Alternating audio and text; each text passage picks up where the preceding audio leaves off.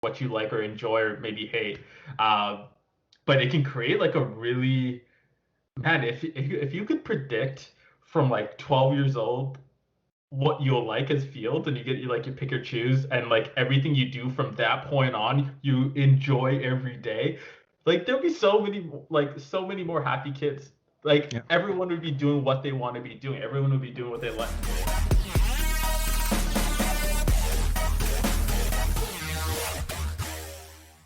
Mayu, man, glad to have you join us. You're someone who runs a robotics academy. We Yep. met a few years back. Mohan from Good News Ventures introduced us, saying that, "Hey, Rav, you got to meet this guy. He's running like a robot academy." And I remember talking to you back then, and you immediately switched into gear when we started talking about your field, where you're like, "Yeah, more people need to learn this stuff. It's not that hard." And you gave this whole tidbit, and we were supposed to get like a tour of what you were doing, but everything kind of got held up. And next thing you know, COVID hit, and now here we are, like a year and a half later. So, Mike, thanks for coming on. Looking forward to hearing more about what you got going on. But what's going on, man? Yeah, man. I guess yeah, like I guess I gotta jump into like that pitch mode, but no, we SV's right now actually is an online program for kids aged 8 to 18, and it's more so focused on getting kids to build projects. We love teaching them like the technical things that we learned in university, um, but actually getting them to take that and run with it and build something doesn't have to be like a company or anything, but an idea, or like get them to fulfill out an idea or build a project that they actually like care about Yeah, and have like that accountability to doing something. That's what we want to inspire. definitely. Where did that come from? Like, what's your background in this? Like, were you a tinkerer as a kid, building stuff, or was it something that you learned later in life and thought that, man, I wish I knew this when I was younger? No, man, I was a terrible kid. I was a terrible kid. Like so like like at my household, like my mom used to like take care. I have like three other siblings. My mom used to be the one in charge of like, hey, like you guys got to study, you guys get this done and that done. Of course. Um, and we butt heads like every other day. Like we'd get into fights. At like some point, my dad was like, "Just leave this kid alone. You'll do the homework. Just let him be." Hmm. Um, like to the extent of when I was like in grade three, my mom gave me the nickname C plus, as like that was my average throughout. Nice. So I wasn't a great kid, and I didn't really care about school. Like my siblings are really smart and they did well in school. I, on the other hand, was just like just doing it to get by. Were the Um, youngest? Are you the youngest? yeah, I guess it's yeah, like yeah, the youngest kid syndrome or whatever. Um, but we ended up, so I just like continued on through school, just I guess cruising. And I got to a point in high school where it's like grade 11 and 12. Um, like I've been bouncing between tutors. My mom was just like trying to get me inspired to learn or actually like take school seriously. Um, or even life for that matter, I guess. Um, and there was actually a prof out of U of T. His name was Dr. Vijay Kumar. He was like a full-on engineering prof at U of T. But on the weekends, he used to teach kids like my age, like from grade 5 to grade 12, like math and science. It was like this weird little like room in the back of Samosa King, like in the warehouses around Yeah. Samosa King, if you're familiar with the area. And he used to teach. He used to just like have you come in for like 8 hours a day, and it's just like a place where you'd study. Um, but like he obviously didn't do it for money because he was charging like $100 a month. Um, and it was a rough time for my parents at that time. So there were months where like my parents or my mom couldn't pay it.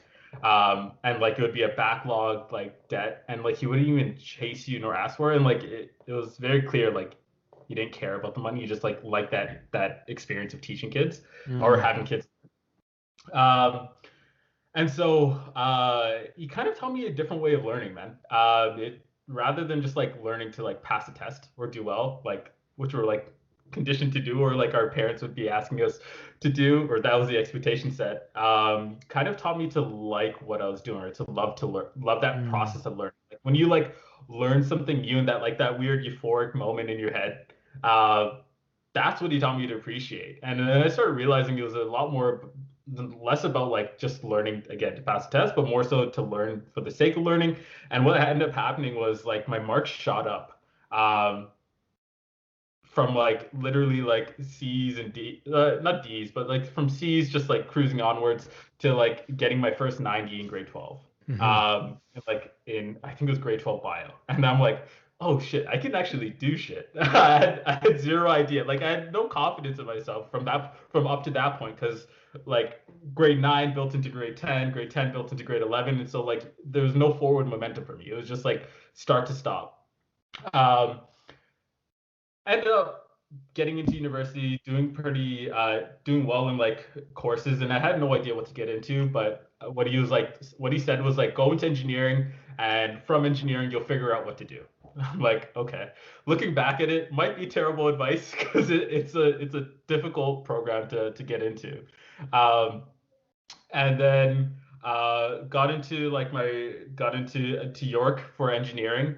Um, Ended up finishing up my first year, and then I went back to help out. And so like on Mm. my weekends, like or even while I was in school, on my weekends or weekday evenings, like I'd be back there, kind of just like playing around with stuff or helping some of the kids learning. And at that point, he started introducing like programming and robotics. It just became easier for him to teach it, like with the release of like Arduinos or like different devices to help teach.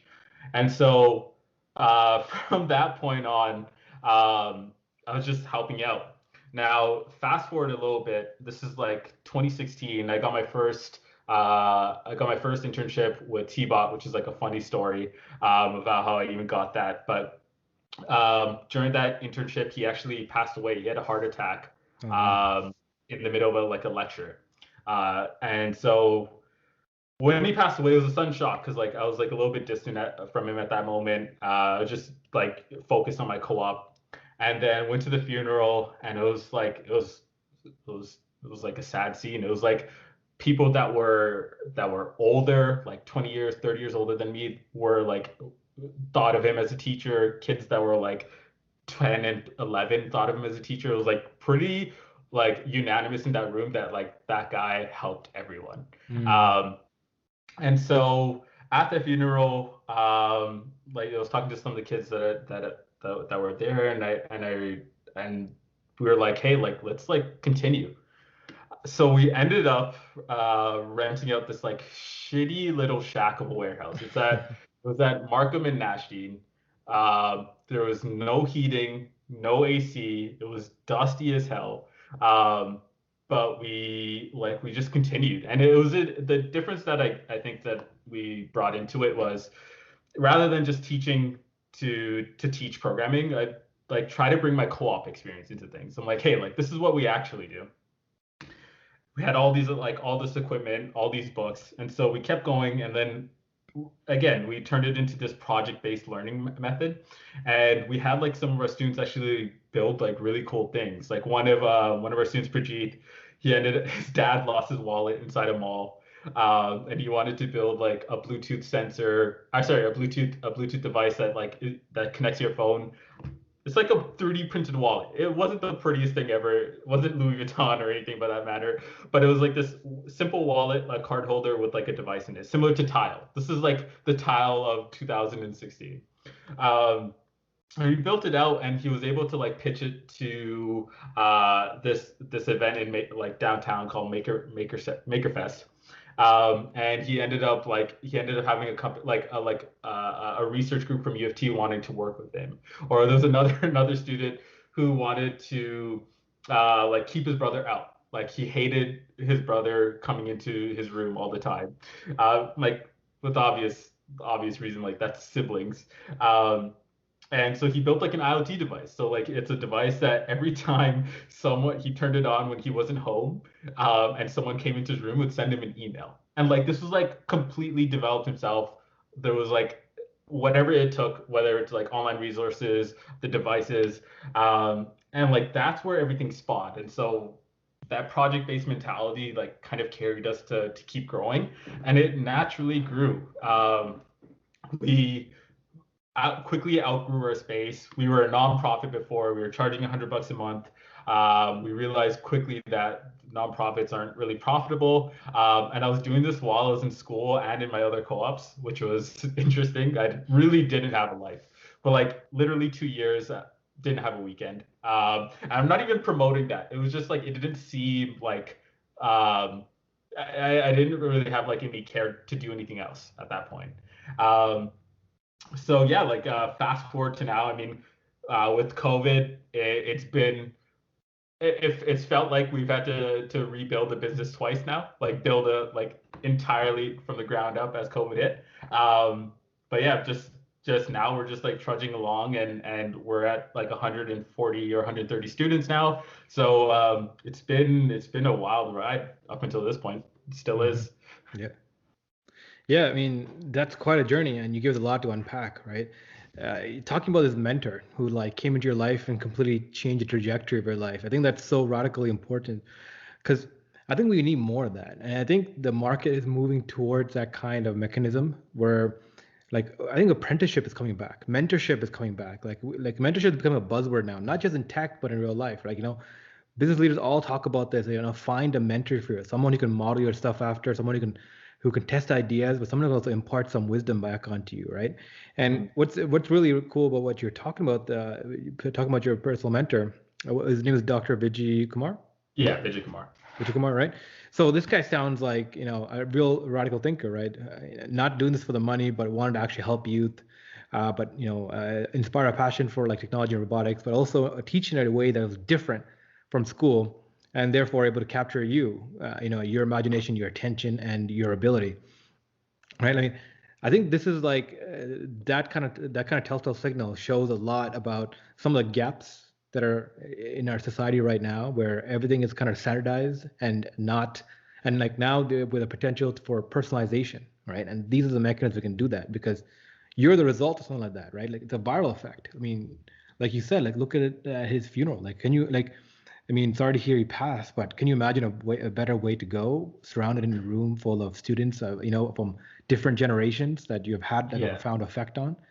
I mean, I think that kind of legacy is something that many people would actually want to aspire to, right? Is that Yeah. something that inspired you yourself, like when you looked around that room and you saw the type of effects he's had? That's actually very interesting that you said that. Um, at that time, no, I didn't think of it as like, hey, like this is a type of community I want to create for myself. Um, and even now, I don't really see it as like, hey, I want to have this, like explicitly want to have this. But Yeah. I think it just comes naturally. Like once you start learning things, um, or go through experiences, you start building up that experience, and people who recognize or seen that you've gone through that experience naturally will come and ask you like, hey, how did you progress through this, or what did you do through this? And that, I guess, you naturally kind of build that viral effect, right? Like it just naturally happens. Like granted, you want to help people, um, but yeah, man, I haven't really thought about it like that. No, like it's never crossed my mind to create it. I just always thought that it naturally grows. And with SV as a business, like it never really crossed my mind. I always treated it like a bit like in the beginning I didn't treat it like a business, but from 2018 onwards I treated it like a business. Like, hey, how can we do something that I really enjoy, but like how do we also make sure we make money and keep this afloat? Right.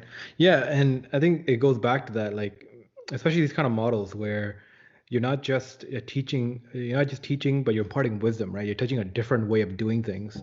Um, like, I feel like the idea of like the old school teaching mechanism, right? You think about like the Greek way when they had like Plato or Socrates, they'll have like a mentor, I think it was Socrates. Was it Socrates or Plato? I think it was Socrates that went with Alexander, right? Who inspired Alexander to go and conquer the world, taught him the stories where everything is, right? Like took him as a mentorship, but also had like a following base, right?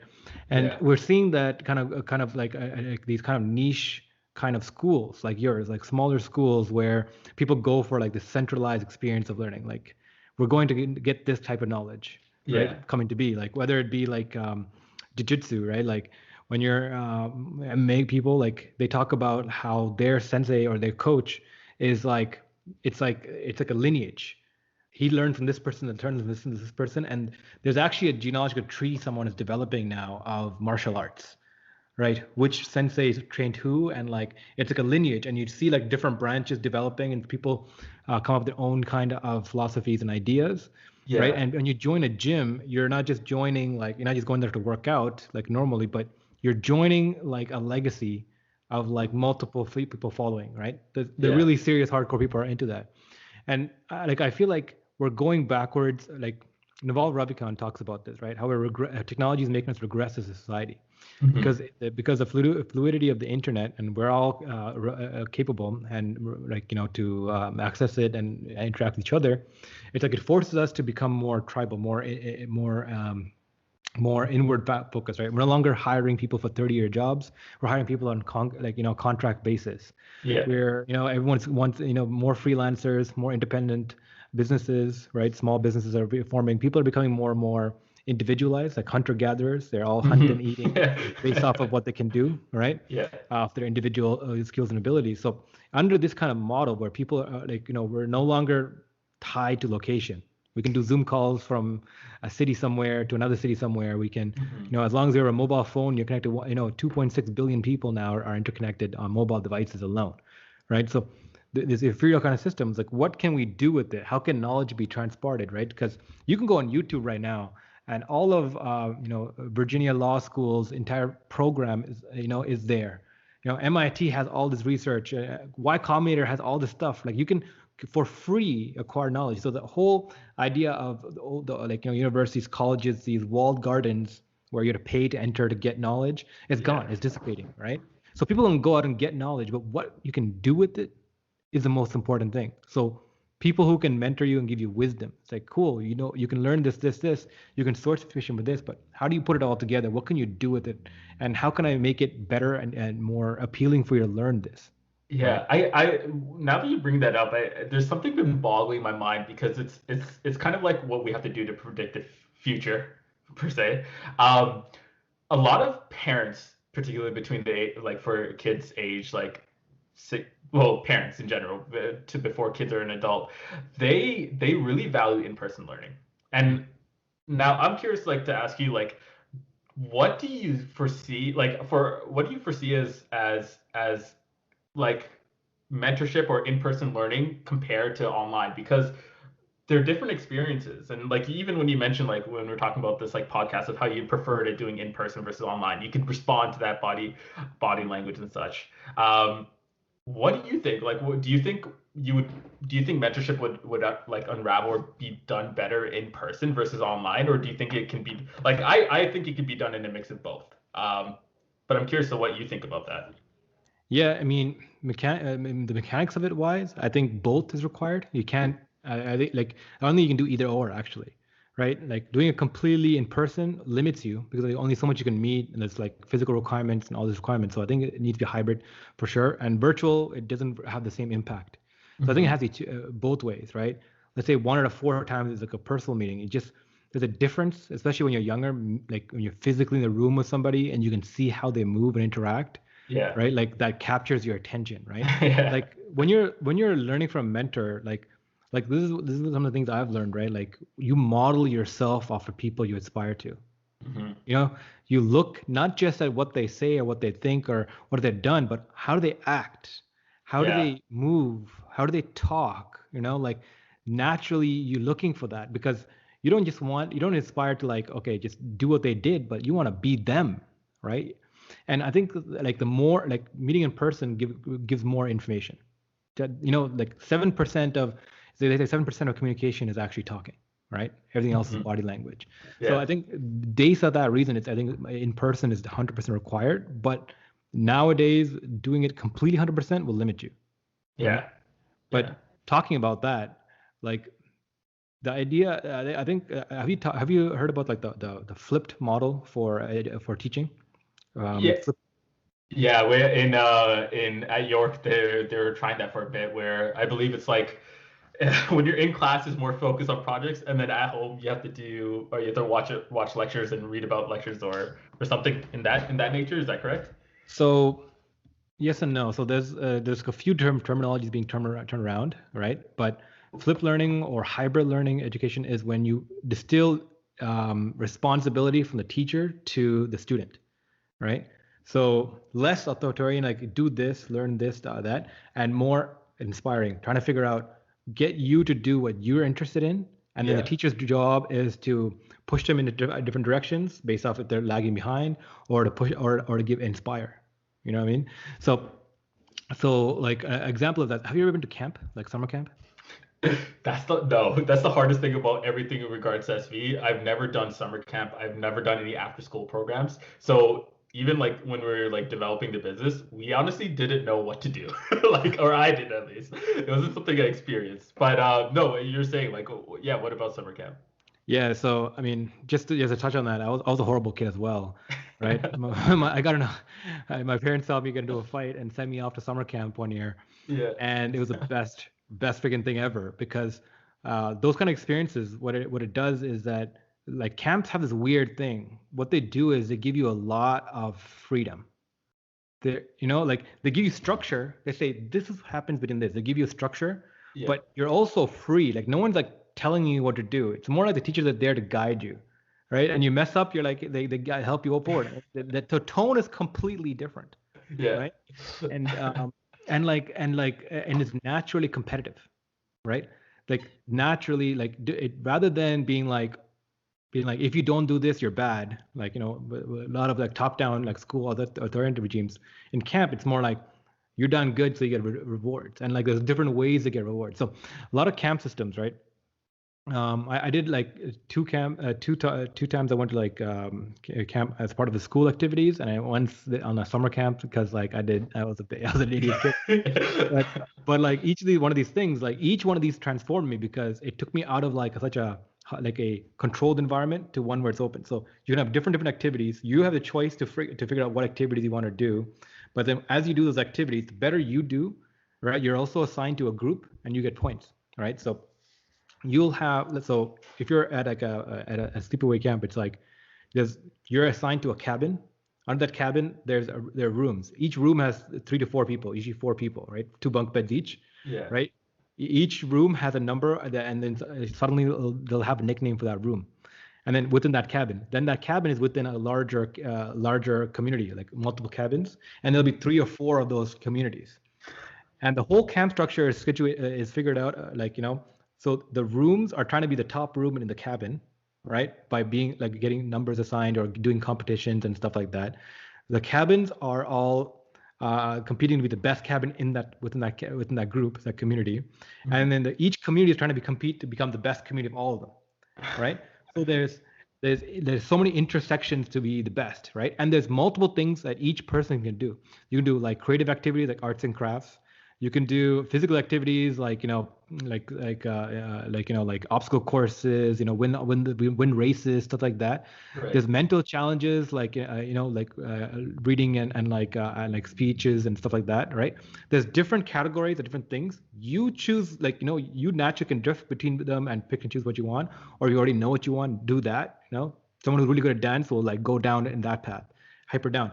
But like whatever you do feeds back on a multi benchmark system, right? So Yeah. your room gets rewarded for you doing good, your cabin gets rewarded for you doing good, and you have multiple bragging rights. And there's Yeah. micro competitions within all these environments, right? You get the best room of each cabin gets an award. The best cabin of the entire cabin gets an award in front of everybody, right? Yeah. And then the best community on all of them gets like all the praise, right? Gets all the pride. And then the person who committed the most at any particular activity gets their own individual prizes. Then there's a Yeah. whole MVP person, the person in the camp who got the most and whatever, in total. So there's all these different infractions, different level of prize and all that. It's all gamified, Yeah. right? And it's flipped because the motivation is on the person. It's up to you to figure out where you fit within this larger community landscape. Everyone's competing, Yeah. right? Where do you fit in that competitive landscape? What is your niche, right? What is your value, and what is the award you can get, right? Mhm. And the job for all the counselors and all the authoritarians is to make sure everyone's safe, playing fair, and like support it if they're lagging behind, and just to push them. Yeah. Right. And I've like those each of those times I went through, like I had like this creative burst of like, of getting out of that the normal school bubble, because I hate school. You're a Yeah. C student, I was a D student, right? Solid, right? And like those kind of things always stuck with me. Gotcha, man. I'm like, even just reminiscing, I'm like, I'm missing like a significant part of my childhood, I bet. um, that's interesting. Like while you're saying that, like I guess when it like brings me back to like high school or like university, like it's very like the comparisons of people are based on marks, and that's it. Like you Yeah. have no other choice to show out. Um, and I can actually see why like it's not motivating. Yeah. And I can't even imagine how it would be motivating to like kids now, especially more than ever. Like with everything being virtual, it's crazy. Well, the good thing about that is marks, especially GPA, is like a degraded platform, a degraded metric, right? So everything from the big five accounting firms, KPMG, EY, Deloitte, to the big five technology firms, Google, Apple, Amazon, all of them have disregarded degrees as a requirement to getting hired. So they no longer look at your degree, or if you have a degree, or even if you have a degree, your GPA for you to get a job there. And that's what has become is like a signaling to the entire industry, saying like, yo, we don't care about your mark anymore. Yeah. Because what marks do is it's a measure of compliance, that you can sit there, memorize what's given to you, and regurgitate. And for an industrialized society, that was great, because A students were like great managers, B students were great mid managers, C students and D students did the work, and Yeah. people who failed school ended up in prison, Yeah. right? Yeah. It was just the fact of what it was. Yeah, it was all the school was devised, like literally it was devised by Carnegie Mellon and the Rockefeller Institute, back in the 18th century, 19th century, in order to get the population ready for industrialized society, industrialized work, right? Take them out of the farms and fields and factories and put them into office jobs, right? Yeah. How do you figure that out? So now again, we're seeing a revolution in education, because now we need a whole new kind of set of metrics to advise people by, to filter people Yeah. by, right? In an age where you can take a picture of calculus, and an app will like do it for you, right? Like with artificial intelligence and machines paired with people, you no longer can compete on IQ alone. Your ability Mhm. to memorize things and regurgitate is completely outfactored by machines. Yeah. So now it's about creativity. All these things can happen and occur. How can you put them together in new and novel ways, right? Whether it be an app or a business or a process or a way of doing things, right? Like it's how can you create new things? So I think the entrepreneurship class, that's why we're now become part of the zeitgeist. We've now become like the counterculture, is Yeah. because we are like what like high IQ people were back in the day. We're the ones who can see gaps, strategic gaps out there, who can compile different things together and create novel things. And that's what the market is looking for. So I think the future is more entrepreneurial and less marks orientated, more about what you can create. Yeah. Yeah, that is true. Wow. I think that like that goes into like I'm trying to figure there's like a change like ever since COVID happened and there was a change in like schooling. Um like parents are obviously fed up. Like that Mm, was like a clear thing. And then there's a rise in micro schools. mm, So you see it in the U.S. more often than I guess like in Toronto, but schools of like in mini communities of like 4 to 5 students per class and like one instructor. yeah. Um, Call them learning pods. yeah, yeah, exactly, exactly. Um, but I'm trying to figure like how when is like the right time to I guess like what is like the right thing to teach? Because like right now when I see these learning pods or I'm instantly assuming that it's like the same curriculum, right? And it's different because they have there's a like a more I guess like personalized way to teach these individuals like how to actually get them to to to to learn math in a different way like according to how they actually want to learn. But I guess I'm curious to like how would you envision like bringing in projects like how would you motivate a kid to build a project? Because in our like we have like our own system of like how we can get a kid to from like just knowing something to actually building. Um, but on a larger scale of having kids that might not just be interested in math, like what is a way to actually get them interested? Like how would you inspire someone that's not in particularly doesn't particularly like something to get them to do something? Like how do you do that? Yeah, because I even like when you talk about startups or to bring it back to startups, you'll see like a lot of like the YC or sorry the Y Combinator like mantras is like do something that you actually like and you'll find a startup within it, right? Yeah.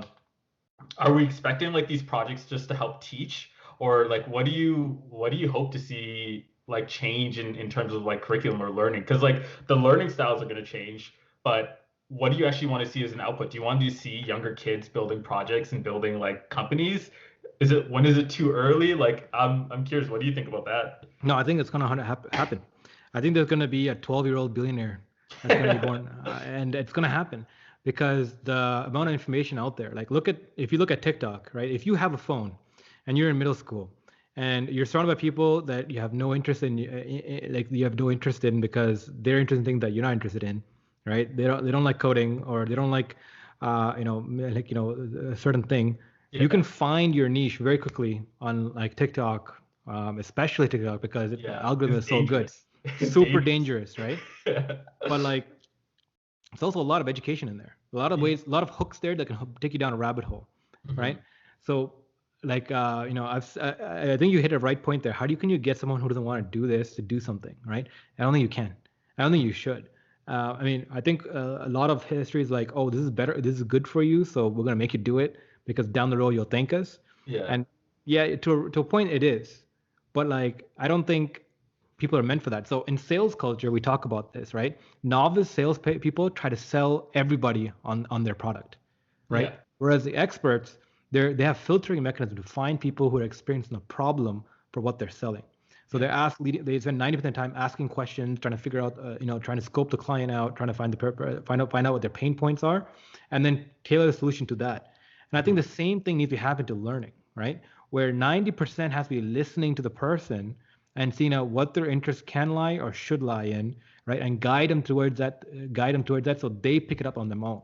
So Right? that presents an interesting problem, right? Like now, like like a school in Toronto, average like class size around 26 to 30. How would you scale it out on like such a large how would you scale it out on a large system enough to really change? Like it's either we change how it can be implemented or it's like a monumental shift in how it's actually executed. Like the institutionalized version of it is changed. And what do you think will happen first, or what do you think I think needs to happen? it's already happening.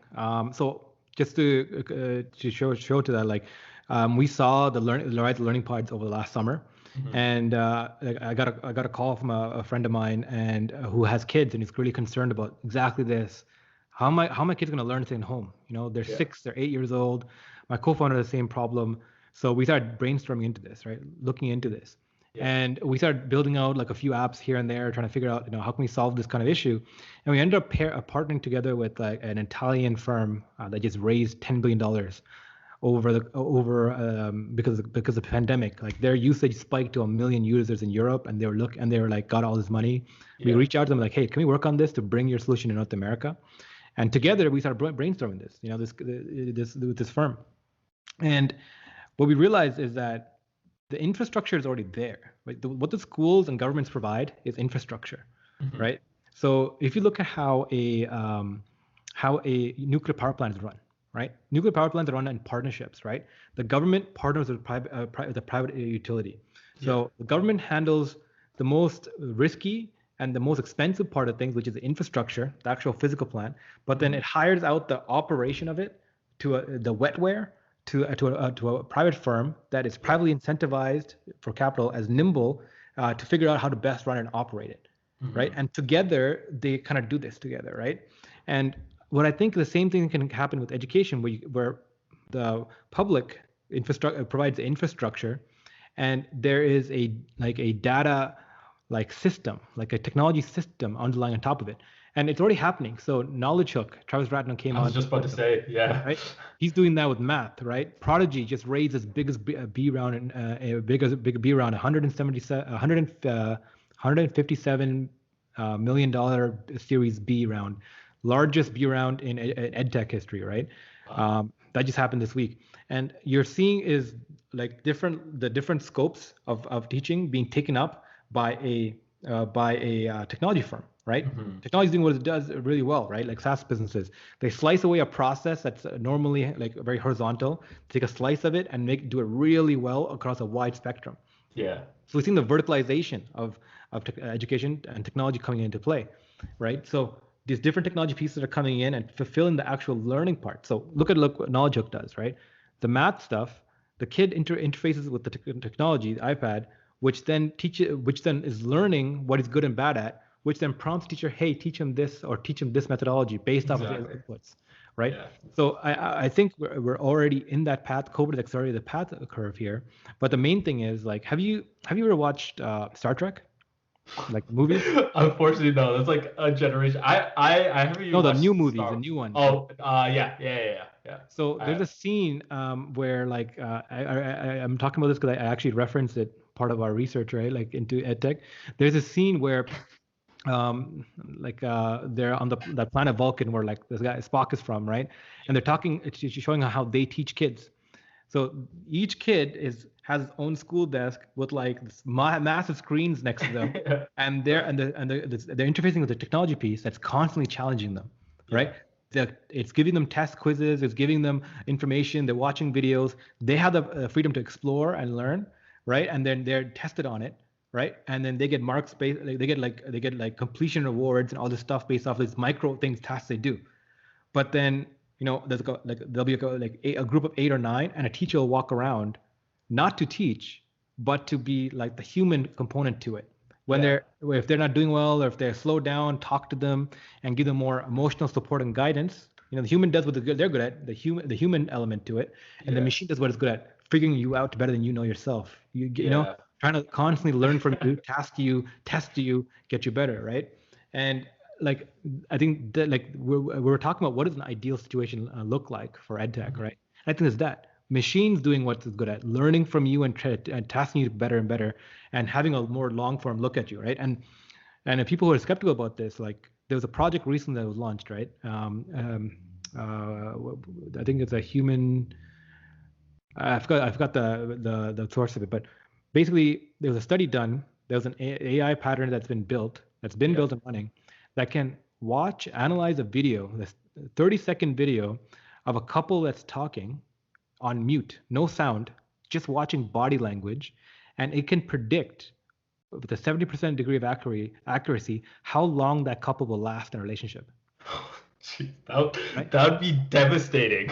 It's already here. It's already here, right? And we have this kind of mentality in our collective intelligence that humans are good at being human and machines are good at being machines. And as long as humans are good at being human, like we can't, we at least have that in front of them, right? Yeah. Machines can't replace humans at least for a while, but it's already happening. Machines are becoming better at humans than it is because, like I said before, like 90% of communication is body language, and humans Yeah. are intuitively know about that. But Yeah. this machine can figure out patterns by Yeah. watching, analyzing that. So these machines can be used to understand us better than we know ourselves. Now, the issue is right now, all those machines are fed by the private system, right? So the top 750,000 minds in our society, right? Top engineers, top researchers, top thinkers, they're all employed by the top five technology firms: Google, Yeah. Apple, Amazon, Facebook, and Microsoft, The right? Fang. Yeah. Right? And Yeah. they're all geared towards how to sell you things. Learn more about you so we can sell you a better Nissan, right? Yeah. As Scott Galloway puts it. So to put that in comparison, the top minds in World War II, 350,000 of the top minds of North America was situated in Los Alamos trying to figure out the nuclear bomb. Yeah. 350,000 we're working on that project. Now 750,000 of our top minds are working on how to consumerize us better, right? Yeah. Using technology. So the issue is the knowledge set is fed in that private ecosystem. How can we create an ecosystem to push that knowledge set towards, where creating tools that are bettering us? Yeah. Yeah. I think like with COVID, it put a spotlight on that in terms of like things aren't working or things don't work. Um, but it's hard to say because like generally the reason why the top five or Fang in general, the reason why they're in that space is because they're making money, and it's like what everything's like based off of, right? Um, but in the perspective of like how would you I guess it become a question of how would you make education or the education space like net a return? How would it make money? And there's sure like you can pay for services, but like it would the investment of everyone focusing into something like that would be purely off of like people's passions. Like you'd actually have to really care about changing education because otherwise like it doesn't seem as fruitful of a industry, right, or a vertical Yeah. to create. um yeah. So I think sad enough, like the Chinese model is one of the best there is right now, because what they're doing is they put ownership into education because they have such a because the CCP is everywhere, so and like technology integrated everything, with their new social credit score and those kind of systems. There is onus in the public system because there's a more long-term view. There's no longer like our system right now. It's like, okay, how well did this grade do at this school and across this school board? And you're looking at the year basis on a year by year basis, right? This cohort did this well, and this year we did this, and this year we did that. We don't take a long-term study at the long-term effects of things, right? Yeah. We're not tracking a student over a multi-year purpose and saying like how is their particular upbringing going out. And I think that's what these technology systems can allow us to do. It allows us to have a more personalized approach and seeing what are the individual needs of different students, right? Before it was standardized, so it's like you either fit into this block, or if you don't, too bad, you're substandard. And now we can actually personalize things better. So I think that the mechanisms are already there. The technology is coming there. I think there's a lot of interest in people who want to build these things out. The market is responding by rewarding people like Prodigy and giving venture capital out there into it. But I think how do we stitch it together? And I think even the public system now is responsive. Like you can cold call and cold email the school boards, and someone will reply because they're looking for answers. They're looking for people to think about this and give them information. Yeah. Right? Yeah, that is interesting. I mean, like it has, yeah, like you're right. Like just looking at it is very easy to like even just speak to a principal and figure out what's going on or what's wrong. I think I'm just having like a hard time wrapping my head around like in North America, education is viewed so differently than to the East. Mhm. Like I don't know if you've been to like I'm assuming you're like Tamil or Sri Lankan. But if you've been back home, like the way that like kids are lining up for tutoring class and like it's purely focused on like everything. There's such a huge industry in education. Even in China, like it's one of their biggest markets is education. But if you look back over here into Toronto or into just North America in general, education is not really focused on till probably university. And even if even that, then it's more so about like you get your marks, you get into a good university, and you move on, and you have something under your belt as like a big degree, and hopefully some connections, right? But in East Asia, like they have a whole I guess a cultural appreciation for education into their system. How would you like bringing that into North America? I think would do you think that would assist in connecting So making do you that know happen?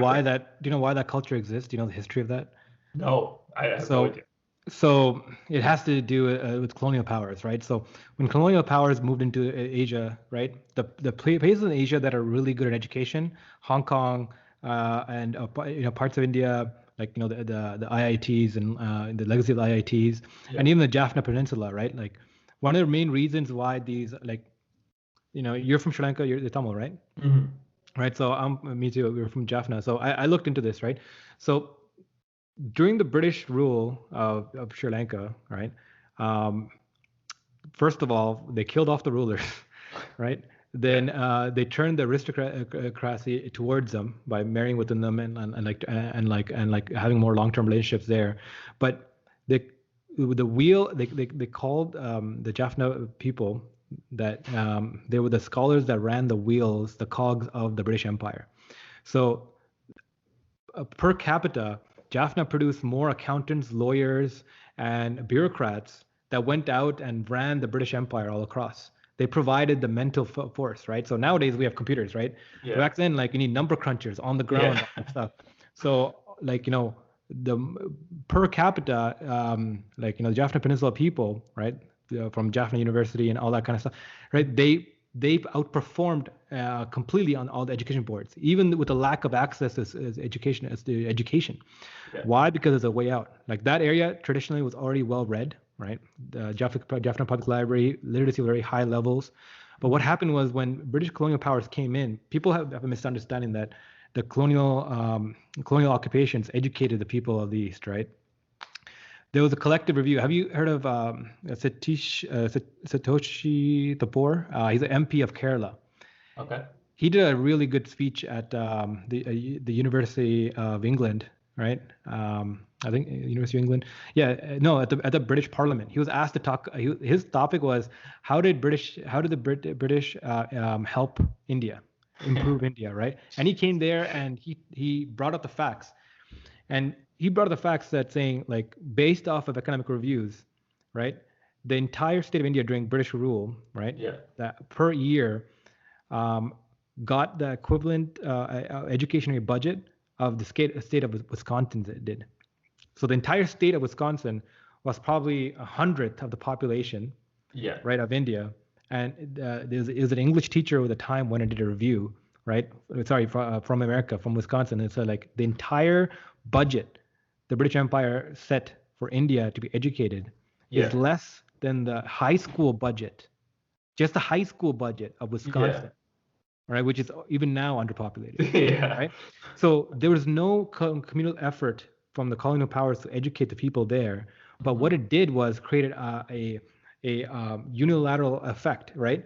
If you were to get high grades, the top of the top, you had an out, which was you could go into law school, you can get into these high level positions, right? Comparatively to them, and you can get out. You can get out of poverty. You can get out. You can improve your family standing. So it was just like if you're at the gold mine and you can go out and pick gold every day and eventually pull out gold, you can sit there and study every day and like drill yourself. And if you could get those grades, as an out. Right. So what it did was it wasn't education provided. It was a unilateral effect because there was no other way to get out. This was the mechanism to get out that created a studious kind of atmosphere. So in Jaffna, like, I think your parents would have talked about it. My parents did too. Back in the day, like, people did full hours at school and afterwards go to tuition, multiple tutors, and they're studying all the time. And one of the things that happened during the Sri Lankan Civil War was the schools were bombed and destroyed because the people of the South did not like the fact that the North was out competing them in academics, and there was like an undue leverage in marks, right? You need to get a higher percentage of marks in the North than the South. If you're supposed to get a 97% to get in university if you're from the North, but you can get in with a 70% if you're from the South. That level of disparity was put into place because there's too many people coming out of there, right? Yeah, exactly. So it was this undue leverage that was put on the people that forced them to instill that kind of culture within themselves. Now here we don't have that because we have a capitalist system. You can exit the system, become a tattoo artist, and make a killing. You know what I mean? You have that kind of freedom there. So I don't think it's about, hey, how can we instill that educational element of like wanting to learn, wanting to learn what's been taught.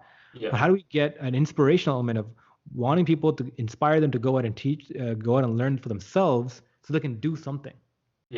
Right. I like it's if the problem, okay, so like that, it comes into that whole debate, like if you want to do something yourself or like you want to learn something new, so take tattoo artists for example, like it needs to be able to provide a living for you, and that's the only way that you can actually sustain what you want to do. And I guess right now, like with a lot of people, especially my age, like we don't really know what we want to do. Mm. Like there's that element of it too, where it's not even that we're educated or not. It's just we have no idea of like what actually excites us or gets us going, or like get you that very natural energy you get when like something is like you genuinely enjoy it and like you just get giddy. Like that's a hard thing to find, and I don't know if you can find that as like as quickly as you can in like your first like in the early 20s. Mhm. And I think that has a big role to play, especially in doing what you want to do, because that's your sign. That's like that flag. Like, hey, you found something that you actually want to be a part of. Um, I guess like how would you? Is there a way do you think to build or support like I guess from like early teens to all the way to being like an adult or like 24 or 25, like how the right now the system is like you go through high school, you get into university, and you go find a job, and then you might like that job or hate that job. It's like it's a gamble, right? So I Do you think, think there's a change that needs to happen there as well? absolutely. I think Yeah, kids are naturally curious. We're the ones that cut them off from it, yeah, right? By putting limitations on what to be curious about, right? Like we tell them this is what we wanted to know, and this is what you should know. And a very narrow people fit into that, and everyone else will look like what are you dumb? Like why aren't you yeah, learning this? Why aren't you interested in this? yeah, I think people are really interested in things, right? So imagine a situation where, like, have you ever looked at this wheel of intelligences? We have IQ, which we all know, the EQ, emotional intelligence. There's like there's 8 different intelligences, right? There's like there's something called um, linguistical intelligence, where like people can talk really well. yeah, There's like athletic intelligence, where people can kinetic intelligence, where people can have body movements. yeah. People can Like break your dance or LeBrons. catch a ball. Catch a ball like really quick. They're very in tune with their body, right?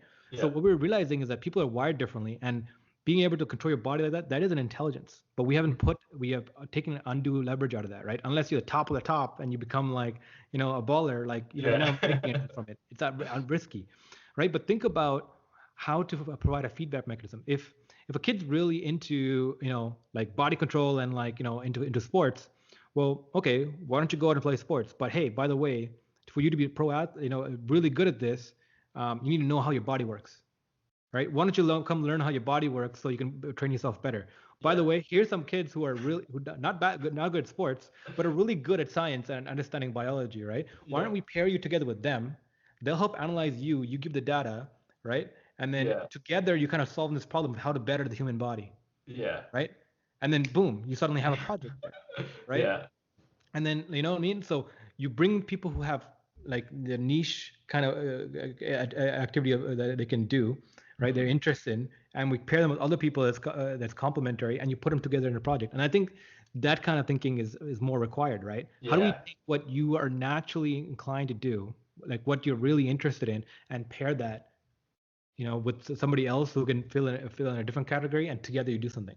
Yeah, maybe that's the next big the next big thing. Like trying to that identifier is hard as it is though. Like that's a very personal thing. You have to get into like really everything. But Get feedback from every single piece of what you do or what you like or enjoy or maybe hate. Um, but it can create like a really man if you could predict from like 12 years old what you'll like as fields and you like you pick or choose and like everything you do from that point on you enjoy every day, like there'll be so many more happy kids. Like yeah. everyone would be doing what they want to be doing, everyone would be doing what they like, and our excuse right now is like, oh, you got to go through all this, it's life. It's hard. But creating like a I guess a catered experience through technology, that would be insane. That would Hmm. be really cool. Yeah. Yeah, and I think it really about the access to technology, right? Like Facebook already has this. Like one of the main reasons, like Facebook, like there was a huge incident they had where they ran a research inside Facebook, right? So this is back in the day. You probably heard of this. They ran a research. It's like, can we at Facebook proactively control how people feel, right? Yeah. And they're like, this was a test they did live with real people, with millions of people, Yeah. right? A research team took control and said, instead of the algorithm feeding this, can we now project certain things, certain content to people, and get a reflect of the moods, and how will the moods impact their use case? And they were able to systematically, very accurately manipulate people's moods into happy, sad, angry, resentful, guilty, envious. They're really able to get that done, right? Mm-hmm. By showing them content, right? By showing them content that elicit a certain kind of emotions. And Yeah. by continuously giving that kind of feed over hours of them consuming that content, they're able to train them. And they were able to modify them. And what the research gained, they published this, Yeah. right? Is that the research said is like people who are more sadder are more likely to stay on the platform, but people Yeah. who are more angry are more likely to interact on the platform, to engage with the platform, Yeah. right?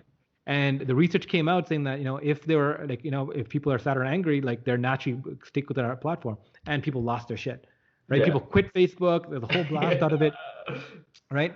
And that's when Facebook first landed in the spotlight. It's like early in the days, like 2013, 2014, right? Mm-hmm. And I think and that showed the power of technology, right? Being able Yeah. to influence us from a unilateral point of view, right? So Yeah. the ability Uh, exists. yeah. How do we get it into a positive environment? Yeah. And I think also there's another factor that I think we like kind of glazed over, but grit. That's such a like a key thing in life, right? What do we take like how would we instill that? Like that's something that people feel like as like that learning how to eat shit will teach you how to like get through anything in life, right? And that's naturally a good skill, right? Having some sort of grit. Um, but having like a catered experience of like going through it without, that's like the perfect experience. So do you think grit will be necessary if everything is perfect? Like if you know you're gonna get your dream job or your dream like thing that you want to do, whether you want to be a zookeeper, a veterinarian, a soccer player, or whatever, right? Mm. Do you think So grit? You need a sense of grit. How would you instill that grit? I mean, I think that's everything there. It's like I don't think it's grit, but more about exploratory, the ability to explore, right? Ability to shift. So I think about its nimbleness, right? So, like, look at your past history, right? Look at the past 5 years, how much change you've gone through, not just Yeah, physically, but mentally. What your wants and needs have changed, how your thinking patterns have changed. We change, and like we look past our last 5 years, and we see how much we've grown, how different we are in our wants and needs, how different we think. But we cannot imagine that the next 5 years will be a different person. Now yeah, we know we'll be older, we'll know we'll be physically different, but we can't imagine ourselves be so different in our thinking that we'll be alien to ourselves, right? So we don't know where our changes or wants will go. But even if a machine can predict that, I think the real comes down to how nimble can you become, right? Like if you go on to be a zookeeper, can you join an apprenticeship and work at a zoo? For a summer, can you intern there and figure out really quickly, oh shit, I want to do this the rest of my life, or like this is fucking horrible. yeah. I This don't is this place stinks. I don't want to be here, right? yeah, And then boom, you go on to a different path, right? How I think it's more about how fluid can you be, how quickly can you validate your thinking, right? And yeah, how can we open up our systems? That's why I think there's a comeback for more internships and more apprenticeships, right? Apprenticeships apparently, especially because people have learned that, yeah, just because you go through school doesn't mean you can actually do things. yeah, So I think there's a lot more facility opening up, saying that, hey, come and like do this for us, and in the meantime, learn what we do, and yeah. figure out if you want to do this, right? It's like a back and forth. So I think it's about changing that model of getting people out of the classroom. I don't think it's a classroom environment anymore. People Mhm. can find knowledge pretty easily if they want to, if they Yeah. really want to. It's about how do we empower them to? How do we inspire them to, right? And I think Mhm. that's a difficult question to answer. Yeah. I think especially because school makes it easy to learn and then learning by yourself. I mean, Yep. like in the sense of like it's kind of spoon fed. Like I remember in like 2017, I took I think two courses like at uni. Man, I knew when my assignments were. This was like while the midst of SV was growing. I knew when my assignments were. I knew when my tests were. I knew when I had to study. Everything was so nicely laid out. I didn't have to think twice. I just had to have it on a calendar and I'm good. And that made it very comfortable for me to learn through that medium of like, okay, going to class, just absorbing that and then puking it out on a test after. Um, but then like when I go to learn stuff online by myself, like there has to be you can't just like for example learning to code. It's very difficult, or Hmm. you have to have extreme discipline just to do it. Like if you need to, you genuinely need a problem to solve that will inspire you to learn. Like okay, like I really want to like build this app. I need to learn how to code to do it. That will give you the proper motivation. But that instinct of actually learning by yourself, like I don't know if it's something everyone has. They Like don't. whether it be discipline or such, right? Like I don't and I don't know, can you teach that? Well, that's what I mean. Like, if one kid wants to gets obsessed with the video camera and wants to fucking play with the video camera and like is like trying to learn like angles and stuff like that, and you're Yeah. saying like, idiot, why aren't you learning math? Who's in the wrong there? You know Yeah, what I mean? yeah. That's the issue. It's not about. I think everyone wants to learn, but what are the metric? What is learning? Right? I think it's Yeah. different for everybody, and the quality of it. Right? If you want to spend your teens playing sports, but then suddenly you become a computer engineer in your 20s because that's what you're interested in, is anyone in the wrong there? Right? Except the Yeah. person who's like trying to instill them. Right? So isn't it really about freedom of choice and ability? Shouldn't society be able to like sustain a level of people and allow them to fluctuate within the market space? Isn't it freedom end of the day the best thing? Right? That's hard, man. Holy. I didn't think about it like freedom. Um, the freedom of choice. Okay, so maybe that's where technology has like a significant influence, where it's kind of something that isn't biased. I think that's a big part of it too, right? Like a lot of our mentors or a lot of experience, when people share experiences or share advice, it's based off of their experience. Like Mhm. it's what happened to them or what they observed or seen, right? And that might not necessarily be true to like if this was 5 years ago or 6 years ago, and a kid told me like I'm gonna start a YouTube channel, it's gonna be about gaming, and I'm gonna be like you go back to school or do something, right? Like focus, right? Um, but like you see now it's taking off. Like I'm catching myself watching videos of people playing games at this Yeah. point on Yeah. Twitch or whatever, and so. I think that it's hard. It needs to be something super objective, something Mhm. that can like take the each individual case as it is. Like if there was this one software that we've just been talking about, I mean, to summate everything really that we've been getting through, is this one piece of software that's personalized to every person that Mhm. identifies what they can do, what they want to do, what they like, and that being standalone, then that thing will follow you forever. So I don't think it's gonna be one system. Like I don't think we're gonna move into like the China model here, Yeah, right? Where it's one system and everything's watching you. I think it's gonna be a variety of systems. And I think you got nailed before, these micro schools, yeah, right? These specialized schools. There's gonna be this mainline thing that teaches you a very baseline activity for you to understand a little bit of everything, but then you naturally diversify. I mean, our school boards right now are like this, right? Look at Toronto yeah, District School Board, look at Markham District School Board, right? There are main private schools, public schools that are standardized and run very standard. Then there are technical institutes meant for teaching people who are trades, aka people who can't study well, right? yeah. Right? They end up naturally there. But then there are also like specialized schools for sports, like Mhm. Birchmount High, Yeah. right? They have a huge track field, huge sports program, all this kind of stuff, right? People in middle school who are really good in sports are filtered and have to apply. But if they get in, there's a school full of athletes, right? That Yeah. specialize in that. Then there's music schools, all for publicly funded, but focused on certain things. The infrastructure is already there, but like now we have the ability to hyper focus it and better with better data and better infrastructure, right? So Yeah. I think it comes down to like tools like Knowledge Hook can better identify you over a longer term. Like, they're going to know from grade 2 to grade 4 to grade 8 to grade 10, how's your math skills, how have you been improving? And then using that data across a subset of millions and trying to identify, oh shit, this 2-year-old is going to have this issues, later on. Let's double down Yeah. here, right? But And don't you preempt. think it would be yeah, don't you think it would be like a if we were to like see like I see like those verticals, but I feel like there needs to be fabric in between that connects them because the data between each and if it can be specialized or catered to one individual based on those kind of trends, like I see that as one system that's like very strong because I know that it'll in the beginning it'll probably be have to comprise of these like vertical individual streams, whether it be in English, math, um, and so forth. But don't you think like to make the most ideal situation would be this one kind of like integrated everyone granted everyone shares their data kind of system where it kind of covers all the bases. Mhm. So yes and Yeah, no. I think you nailed it right there. Is the horizontal connections of the vertical, right? From the personal level. How yeah, do I have something of a machine, have something, a tool that accesses all my data from all the different sources, compiles it together, know me better than myself, and help judge myself, right? So I think it comes from a compilance of two factors. One, data, right?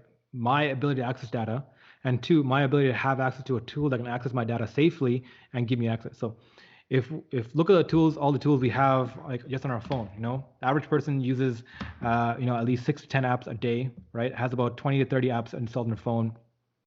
We have our computers, all these browsers, right? With all these different apps running. So we have all these tools collecting data on us, but they're all going to separate servers under each company's license, and they're all taken internally to better deploy intelligence and learn from it, and to commercialize off of it, right?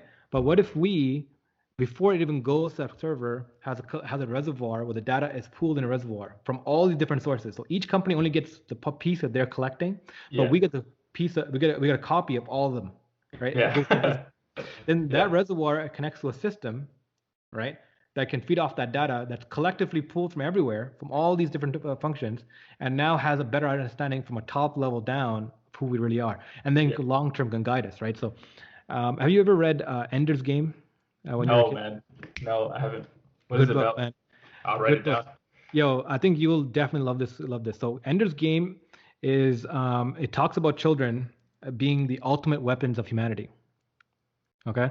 So in this reality, in this story, aliens have come to Earth and tried to destroy the Earth, and miraculously, just by the right pilot being at the right place, was able to destroy the fleet and save all of humanity.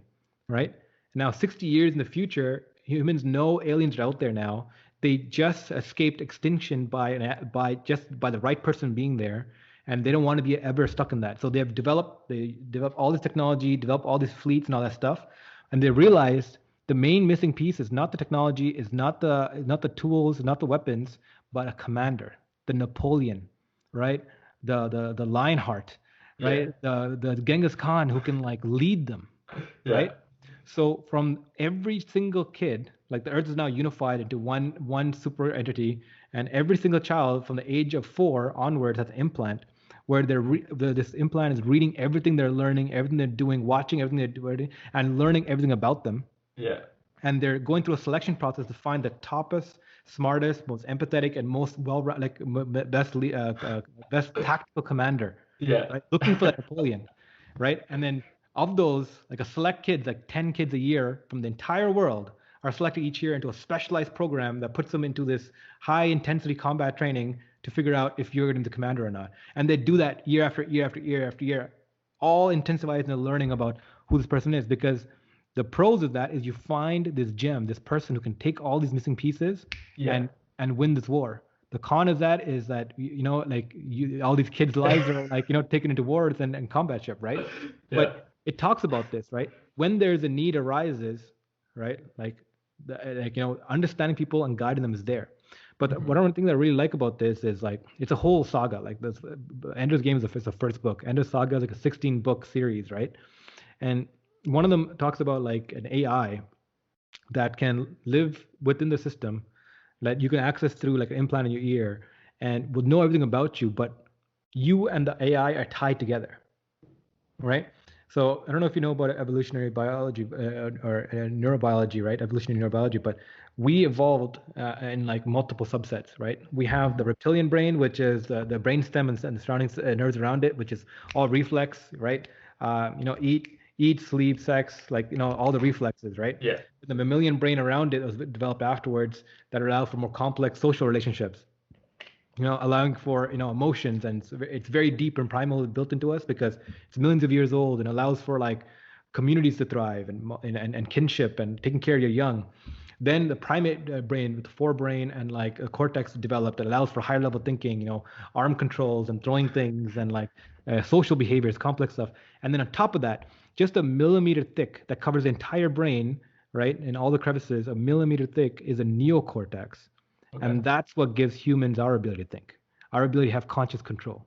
And that millimeter thick of this entire of the brain, the size of 2 of your fists, right, is what gives us the light, right? Our thinking ability and all that. So humans, we can't expand our brains anymore because if we do, we kill the mothers that come out because your head's too big. So we have hit a pivotal point where our brains can't grow anymore. So that's why we have so many crevices in our brains compared to other species, because the folds in our brains allows for more more of the neocortex to be there. If you actually flatten the neocortex from all the crevices, it's actually pretty wide, right?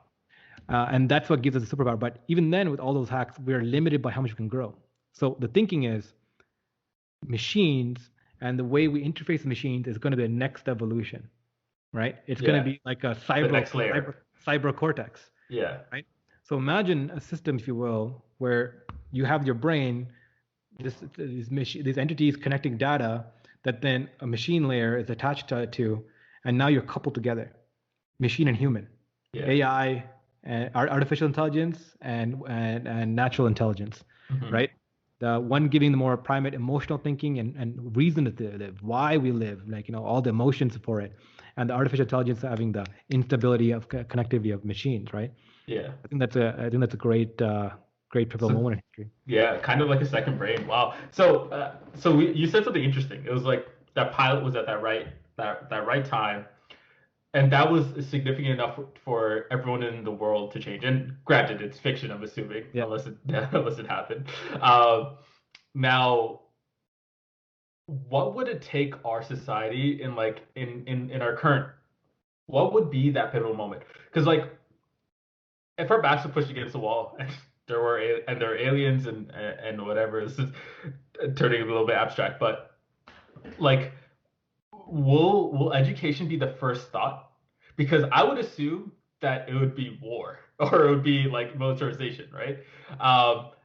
What do you think would need to happen in society? If we have some sort of institution or some sort of foundation that we built upon, and at a certain point it's going to reach capacity, what is that triggering moment? What do you think will topple everything and make people realize? Because I think COVID maybe had a little earthquake and shook the structure a little bit, but people are looking so forward back to return back to everything that's normal, right?